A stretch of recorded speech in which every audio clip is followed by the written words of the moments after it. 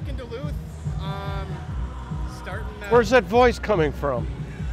There's a miss... Oh yeah, not on the camera with you. All right, good. Back in Duluth, headlining, kicking off 4th of July weekend. What's on your mind coming into this weekend? The show that's about to happen very soon, you know.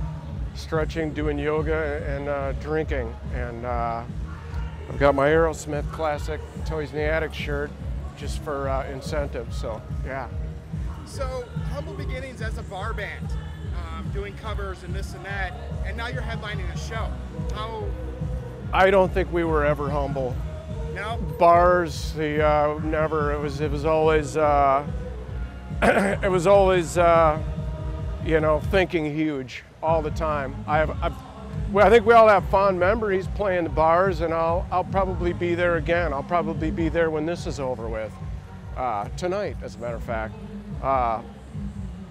I'm grateful to play anytime the electricity works, you know. And tonight, the weather's beautiful, and conditions are right for rock and roll. So, what's your biggest success? What has made you guys so successful? I think we're just doing what feels good, and we don't think about it. Hairball's just, it's just a bunch of guys celebrating what they love with all the other people that love it, you know.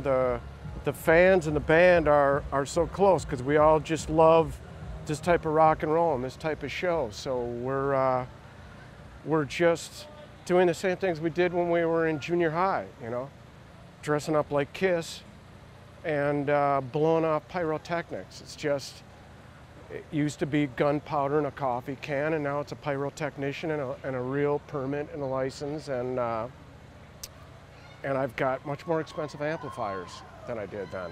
So it's something I like to call living the dream. So what's planned for tonight? Anything special planned? You guys going big or what? Yes, there's all kinds of things planned to be big, and then there's that unknown element. That is just the live hairball element that sometimes drags kids on stage. Sometimes this kid goes off the stage. I just don't know what's going to happen, you know, and that's the fun of it, you know. So, what's next for Hairball? The world, you know. We're Hairball definitely. Last year was our biggest year, you know, playing London, some really big shows in Mexico. We've just broadened. We've been in airplanes more than ever before, and where it used to be that we played maybe, we used to play like about a 200-mile circle around the Twin Cities, and it was a 300, 400, 500, 1,000-mile.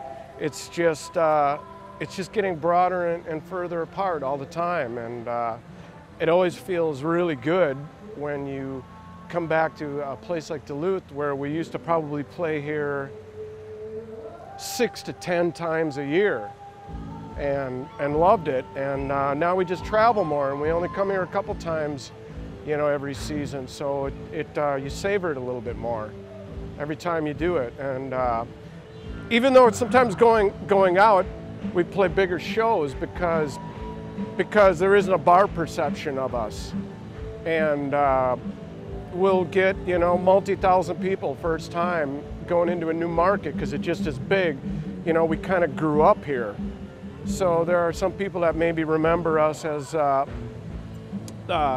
what we started with, the very crude costumes, and just kind of watching the band sort of grow up. And it's kind of a cool feeling, you know, to look out and see some of the same faces that have been there for 10, 12 years and that are still there. And it's, I think the band just has a grateful moment. I always think right before I hit the stage, you know, I think about friends that I have here, and I have a couple that are always trying to get people to come out to see Hairball. And I always think, you know, don't let them down, man. Live up to what they say about you, that you got to see these guys. So once the intro tape goes and it's showtime, you know, the paper cuts, the belly aches, the the little bit of fever, flu, whatever, it seems to like just go away, and this excitement of stage adrenaline and just feeds off the people, and feels a little stronger when there's history. You know, when you know these people have seen you and they want what's coming. They want you to hit them with the big bombs, and they want to see Happy jump off the riser, and they want their rock and roll loud, fiery, and hitting them in the face, and I like it. I like it when they know that, and we like giving it to them. So how do you stay relevant with all the hip hop coming out and everything? How do you stay relevant with rock and roll? The rock and roll we play was always relevant. I'm sure to some people hip hop is relevant.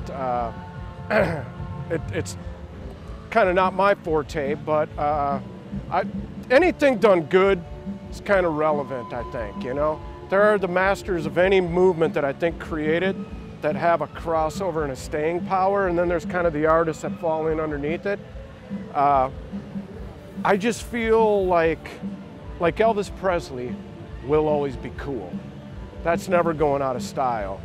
I feel like Alice Cooper and Kiss and Aerosmith and the artists that we cover are going to be timeless. And does that make you timeless? I think it does, because I'm just celebrating what they are, and we just shift it to what's cool. And quite frankly, it doesn't matter. We do what we want to do. I mean, nobody has to twist my arm and say, put on this guitar, and when you jump, some fire's going to go off. And it's like, to think about it too much is kind of a mistake. The only thing I try to think about is making the show something that kind of makes me excited. But it's real easy to do when you have nights like tonight, and you'll have a few thousand people out here grooving to it. You know, I could play rock and roll all night and Highway to Hell every night of my life if I'm in a crowd of my friends doing it, and I just love to hear the sound of that A chord driving through Marshall Ave. It will never end for me, you know. Pack the speakers in my grave, you know. That's it's never stopped being cool, you know. Just because MTV stopped playing videos by rock bands, you know, that's their problem, not my problem, you know. So it doesn't really matter if doesn't matter if it's 50 people or 5,000 people or 50,000 people, you know. It's full ahead. I just don't think this will ever stop being cool for any of us, you know. And I'm sure things will fluctuate and come and go. Any artist that we cover, you could probably look in history and go, there's a time when I've seen them play little clubs and big things and up and down again, and you know, it's just a badge of honor, you know. Rock and roll, don't, you know. So timeless or not, who cares whether, you know. Happy's going to be playing guitar, and Freaky's going to be playing bass, and Blake's going to be playing drums, and that's the only thing you can take to the bank that is timeless. That's what's going to happen. So. Anything else? Anything else? You know, be here or hear about it. You know, I'd rather take it. You know, it's not for everybody. If you don't like fireworks, if you don't like loud guitars, good-looking guys dressed in spandex wearing big heels, and all the rock and roll that you love done the way you know it should be done. I mean, that's what we do. But if you're coming here for hip hop, we're not doing it tonight, you know. That's a different club, you know. Not trying to bag on it, but we do what we do, and it's arena rock, and we're here to celebrate it. If you like it the way we do it, let's get together with it.